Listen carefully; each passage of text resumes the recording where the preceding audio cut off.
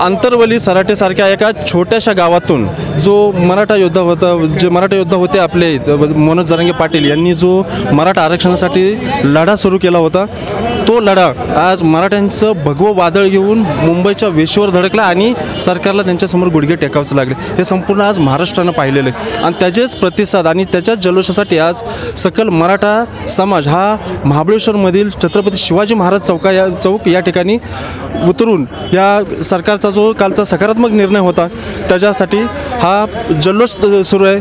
दस्तूरखुद्द एकनाथजी शिंदे साहेब जे आज विद्यमान मुख्यमंत्री आहेत महाराष्ट्र राज्याचे, त्यांच्या तालुक्यातील हा जल्लोष जो चालू आहे त्यासाठी इथं काही मराठा बांधव जमलेले आहेत। आज आपण त्यांच्या तोंडून जाणून घेऊ की त्यांच्या काय भावना आहेत। काय सांगाल, काय वाटतं तुम्हाला आजच्या या जो जरांगे पाटलांच्या लढ्याला यश आलेलं आहे, काय सांगाल तुम्ही? आज 70 वर्ष झाले आज मराठा समाज या प्रतीक्षेत होता आणि बहुसंख्य मराठा कार्यकर्ते राज्यकर्ते असताना देखील इतका संघर्ष करावा लागला आणि एक सामान्य शेतकरी मुलगा जो मराठी त्याला हा स्टँड घ्यावा लागला आणि त्या घेतल्यानंतर एक म्हणतात ना की चारित्र्य संपन्न नेता किंवा स्वतःच्या स्वार्थ न साधता हे करणारा नेता आज मराठा समाजाला मिळाला आणि त्यांच्यामुळं आज हा दिवस बघायला मिळाला आणि त्यामुळं हे आम्हाला आरक्षण मिळाले।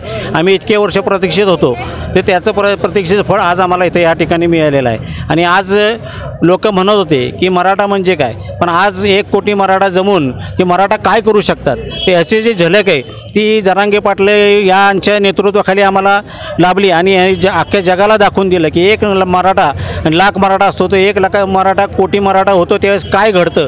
आणि आज त्याने एवढं जे प्रशासन आहे इतके दिवस मोर्चे हे ते काढून आज प्रशासनाला गुडघ्यावर आणावं लागलं। आज त्यांच्यासमोर प्रशासनाला गुडघे टेकावे लागले। आज मुख्यमंत्र्यांच्या तालुक्यामध्ये देखील मुख्यमंत्री असताना त्यांनी जे आम्हाला योगदान दिलं त्याच्याबद्दल आम्ही त्यांचे आभारी आहोत, पण आम्ही त्यासाठी आम्हाला भरपूर संघर्ष करावा लागला आणि आम्हाला तिथपर्यंत जावं लागलं। त्यावेळेस कुठं प्रशासनाने आमच्यासमोर गुडघे टेकले आणि आम्हाला या आरक्षणाचा हा लाभ दिला आहे। अजून आमची लढाई संपलेली नाही। आज आम्ही उद्या जरी आम्हाला प्रशासनाला वाटलं की यात काही फेरबदल करावा तर आम्ही एक जरी हाक मारली 1 मराठा तर आमचं कोटी मराठा परत येईल आणि परत उपोषणाला बसेल हे आम्हाला शासनाला पण एक इशारा वाजा आम्हाला त्यांना हे सांगायचं आहे। तरी शासनाने याची नोंद घ्या, आम्ही त्यांचे आभारी आहोत की आम्हाला आतापर्यंत आरक्षण तुम्ही दिले। 1 मराठा लाख मराठा, 1 मराठा लाख मराठा। सरकारच्या या धोरणात्मक आणि सकारात्मक निर्णयाबद्दल काय सांगाल?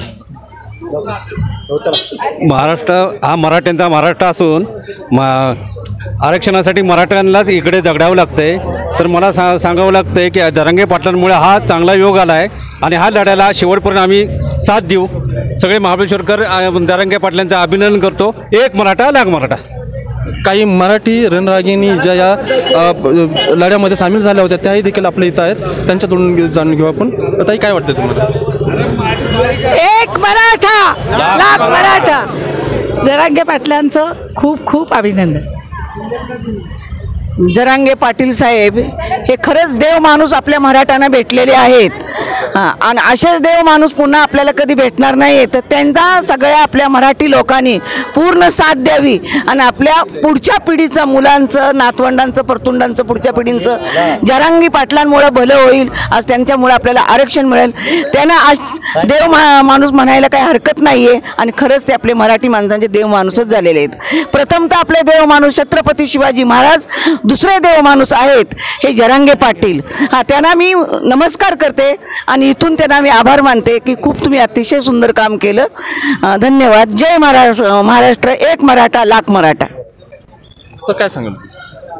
पहिली गोष्ट तर मला मनोज जरांगे पाटलांचे खूप खूप आभार मानायचे की त्यांच्या नेतृत्वाखाली जो मराठा समाज एकवटला आणि जो हा ऐतिहासिक आज जो दिवस पाहतोय आपण की जेणेकरून मराठा समाजाला आरक्षण मिळालेलं आहे, तर त्यांच्या लढ्यासाठी मी त्यांचे प्रचंड आभार मानतो की आज मराठा समाजाला न्याय मिळवण्याचं काम जर कोणी केलं असेल तर ते मनोज जरांगे पाटलांनी।